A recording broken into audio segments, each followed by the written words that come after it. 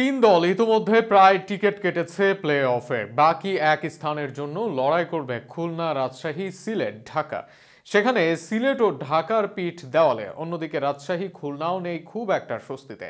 সেক্ষেত্রে বিপিএল এ বর্তমানে পয়েন্ট টেবিলে কোন দলের অবস্থান কোথায় তা নিয়ে থাকছে প্রতিবেদন। টি-টোয়েন্টিতে টানা ১১ ম্যাচে জয়। সব ধরনের টি-টোয়েন্টি ক্রিকেটেই টানা জয়ের দিক থেকে রংপুর রাইডার্স চলে এসেছে সেরা চারে। গ্লোবালি চ্যাম্পিয়ন হয়ে আসা দলটি নিজ লিগেও দেখাচ্ছে দাপট। এখন পর্যন্ত টুর্নামেন্টে ৮ ম্যাচ খেলেছে দলটি। সেখানে সোহান, মাহাদি, খুশদিল, ইফতেখারদের সামনে পাত্তা পায়নি প্রতিপক্ষ দল।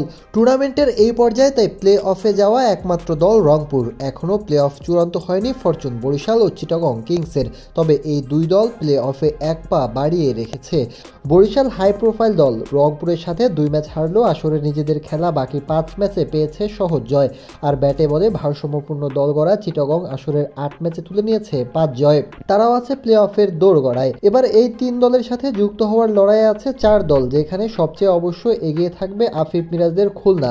ভালো দল গড়লেও অনেক ক্লোজ ম্যাচ হেরে তালিকার ৪-এ খুলনা। তবে ৫-এ থাকা রাজশাহী থেকে ১ ম্যাচ কম খেললেও পয়েন্টে তারা আছে সমানে সমান। প্লে অফের লড়াইয়ে থাকা অন্য দলগুলোর চেয়ে দেশি ও বিদেশি সংগ্রহ দারুণ খুলনার। তবে সবাই যেন ব্যাটে বলে জ্বলে উঠতে পারছে না।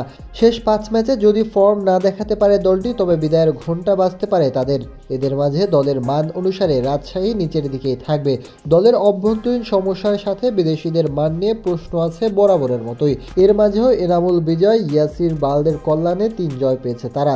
তবে এর মাঝে শেষ ম্যাচে ১১১ রানে হেরেছে দলটি।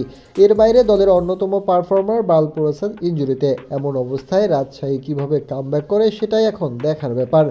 সে তুলনায় অনেকটা খাদের কিনারায় ঢাকা ক্যাপিটালস ও সিলেট স্ট্রাইকার্স। একবারের বিপিএল রানার আপ সিলেট। এবার দলটি ছিল প্রতিশ্রুতিশীল খেলোয়াড়, তবে সিলেটকে ভোগাচ্ছে স্কোয়াড ডেপথ না থাকা। দলের একাধিক খেলোয়াড়ের ইনজুরি ও চলে যাওয়ার সাথে আবারও আছে টপলির মতো তারকাদের অফ ফর্ম। সেখানে পর্যাপ্ত ব্যাকআপ না থাকা সিলেটকে এ আসরে ভোগাচ্ছে। শেষ ৪ ম্যাচে ভালো কিছু করতে না পারলে আবারও খালি হাতেই ফিরতে হবে সিলেট স্ট্রাইকার্সকে। শুরুতে অনেকটা ভালো মানের দল গড়েও ঢাকা আছে সবচেয়ে বিপদে। বিদেশি খেলোয়াড় না আসার সাথে ভালো মানের বিকল্প না বের করতে পারা, বোলিং ও ব্যাটিংয়েও খেলোয়াড়দের অফ ফর্ম ভোগাচ্ছে ঢাকাকে। আসর থেকে অনেকটা বিদায়ের স্বাদই পেয়েছে ঢাকা। শেষ ৩ ম্যাচে ৩ জয়ও ঢাকাকে ফেলবে অনেক সমীকরণে। এবার দেখা যাক ভাগ্য সহায় হয় কিনা তাদের। শেষ পর্যন্ত এই ৪ দলের মাঝে কোন দলের কপালে জুটে প্লে অফের টিকিট, সেটাই এখন প্রশ্ন।